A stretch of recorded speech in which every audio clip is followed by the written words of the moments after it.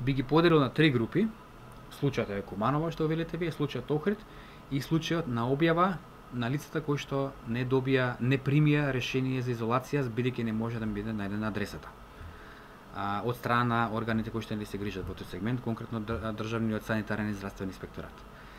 Во однос на првиот случај, случајот Куманово, од агенцијата, бидејќи имавме елементи за основано сомнение за сторено кривично дело, поднесовме кривична пријава до надлежното обвинителство.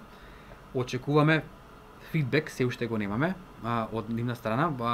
При тоа фидбекот може да биде не насочен само кон нас, туку може да биде директно и кон жртвите кои што се таму објавени и кои што се препознаваат во тие списоци. Вториот случај, случајот Охрид, е случај кој што ќе направам ваква паралела. Од аспект на технички постапки, многу сличен со јавна соба. Значи, две групи, со тоа што во јавна соба целта на таа група е една, во оваа друга Вибер група целта е сосема друга, нели, комуникација некаква за податоци во врска со здравјето. Она што има заедничко дека и во двата случаи станува збор за злоупотреба на лични податоци, само различни категории на податоци.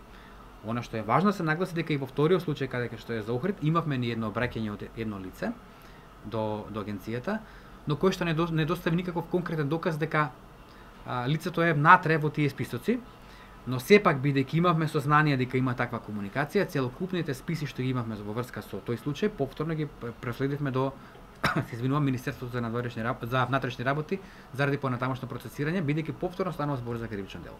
И третиот случај, случајот со објавата, туку имавме тесна консултација со дирекцијата за санитарна инспекција, здравствената и санитарна инспекција, во сегментот дали смеат да ги објавуваат, имено согласно законот за општа управна постапка и согласно нивните тематични закони, во случај ако имате конкретна адреса, а странката на која што се однесува управен акт одбегнува достава, не дава точна адреса, доволен податок, е дозволено, ако се испочитувани тие норми од законот за управна постапка, општа управна постапка, да се објават во јавно и при тоа на тој начин се смета дека станува збор за уредна достава на решение, а се во насока на тие луѓе кои што има одредена мерката за изолација во домашен карантин да може да се спроведе како таква.